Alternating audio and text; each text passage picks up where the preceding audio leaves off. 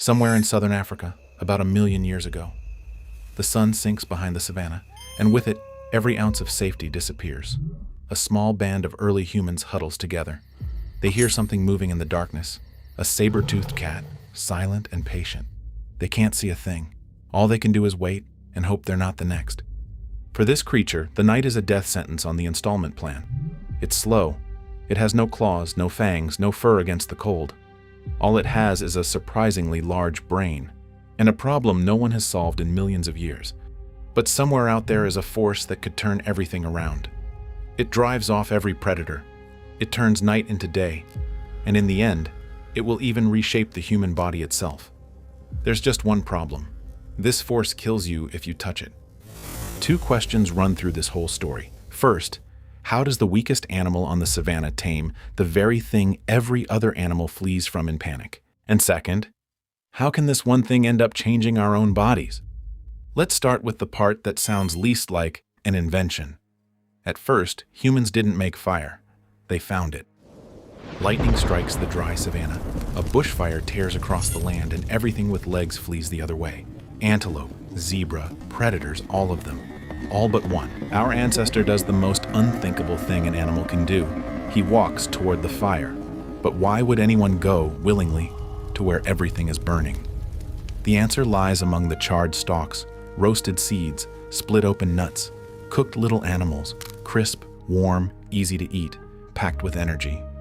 Nature had been cooking long before humans could, and all he has to do is gather the leftovers. There's a theory that our ancestors became outright fire foragers. Smoke on the horizon didn't mean danger, it meant food. The most dangerous place on the savanna became the best-stocked pantry. Only, a fire you find comes with a catch. It goes out. The rain comes, the wind shifts, and the warm, glowing miracle machine is gone again. So the next problem is this. How do you hold on to something whose very nature wants only one thing? To disappear. Before humans learned to make fire, they learned not to let it die. And that's an underrated feat. Think about it. A flame is insatiable. It constantly demands food, the right wood in the right size in the right amount. Too little, and it suffocates. Too much, and it blazes out of control. It hates damp. It hates wind, and it has a habit of going out at exactly the moment everyone's asleep. So fire was guarded like a member of the family, day and night, in shifts.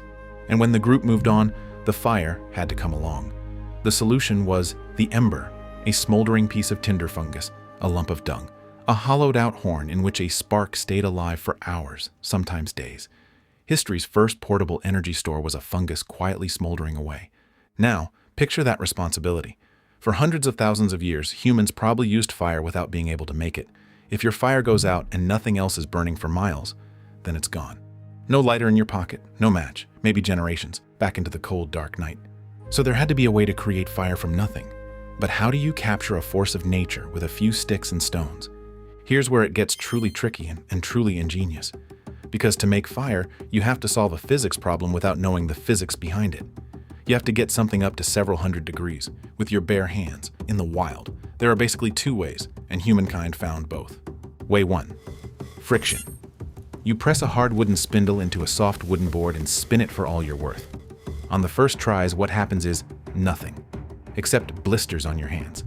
The trick is speed and pressure, which is why, eventually, the bow drill came along, multiplying the spin. The dust heats up, then hotter, and finally, a tiny black ember grain drops out. Smaller than a grain of rice, and that grain is everything.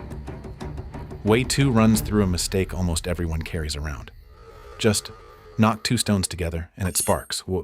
With 2 flints, that doesn't work. The sparks are too cold.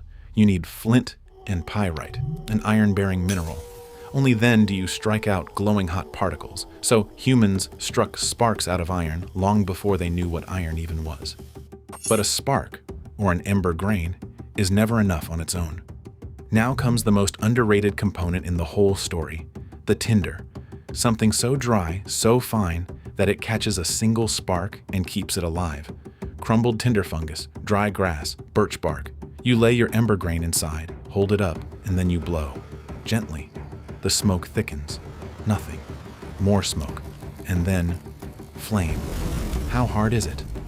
The man from the ice, Ötzi, who died in the Alps about 5,300 years ago and was preserved in the glacier, carried a complete fire kit with him, pyrite and tinder fungus carefully wrapped.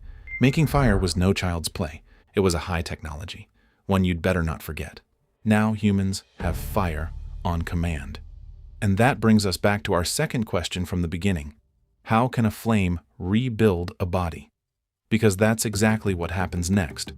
The most obvious thing first, you can cook now. Sounds cozy, but it's a biological revolution. Raw food is hard work for the body. A gorilla spends up to 8 hours a day chewing. Cooking does part of the digestion outside the body.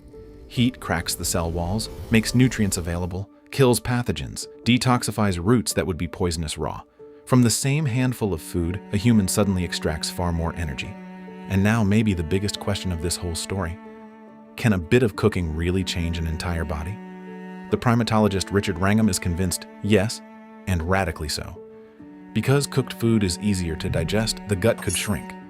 Jaws and teeth got smaller, and the energy saved flowed into the most expensive organ nature knows, the brain.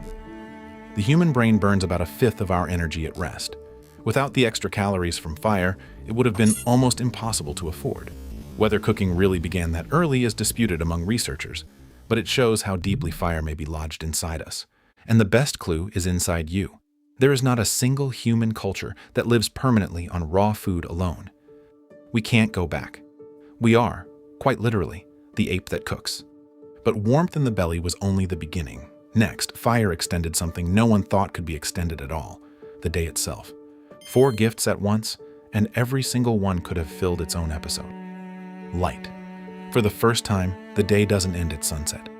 After dark, a second life begins around the flame, hours that simply didn't exist before. Warmth. With fire in tow, humans could enter regions that would otherwise have killed them. Ice Age Europe, the cold steppes of Asia. No fire, no humans north of the warm belts. Protection. A ring of fire is the best alarm system of the Stone Age. Predators stay out. For the first time, a human can lie on the ground and really sleep deeply, instead of with one eye on the nearest branch. And then the materials trick that often gets forgotten. Fire changes matter. You harden spear tips in fire until they become far more durable. You heat certain stones on purpose so they can be worked finer and sharper. Humans were doing that some 70,000 years ago, and the Neanderthals used controlled heat to cook a glue out of birch bark, birch tar. That's real process engineering, one of humanity's earliest, and its laboratory was a hearth. And then at the campfire, something entirely immaterial was born. How can a simple flame bring forth an entire culture? Ask yourself a simple question. What do people actually talk about once the sun is gone? And is it different from daytime? That's exactly what the anthropologist Polly Weissner spent years studying among a hunter-gatherer society in southern Africa, and the difference is striking. By day, in the bright light, almost everything revolves around the practical. Who did what? Where there's food? Who's fighting with whom? Useful but sober. But once it gets dark and everyone sits around the fire, the tone shifts. Now come the stories.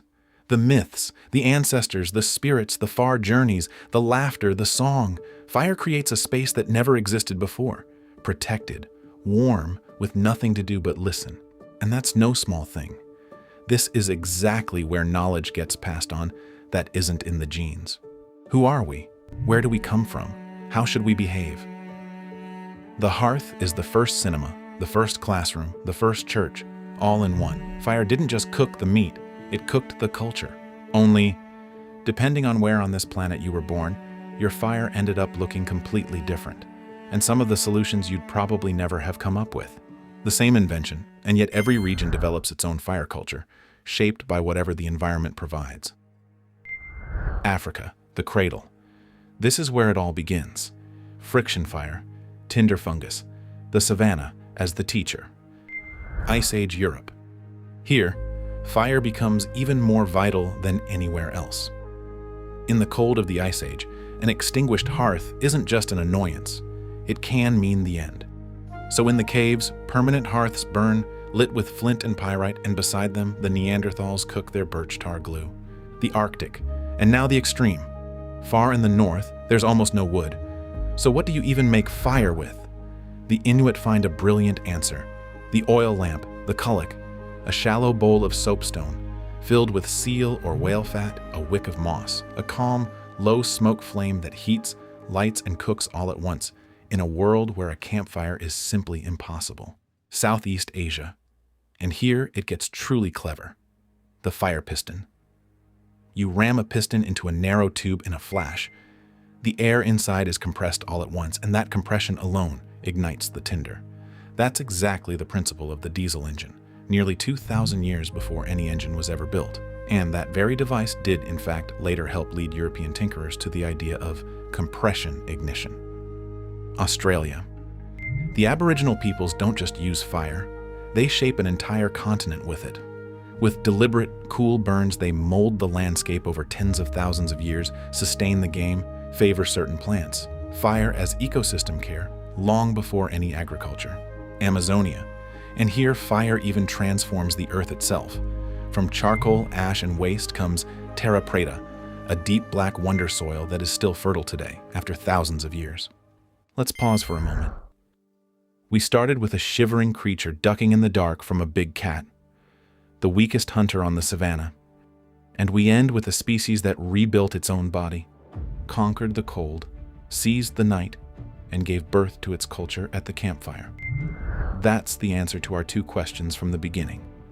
And one more thing, fire doesn't stop here. Every kiln, every forge, every steam engine, every combustion engine, almost every power plant that supplies our cities with electricity, all of it is, at its core, nothing but a very, very well-controlled flame. The guarded ember of long ago is the root from which half the technology tree grows. Ceramics, bronze, iron, steel, machines, rockets. It all began the moment a single creature didn't run from the fire, but toward it.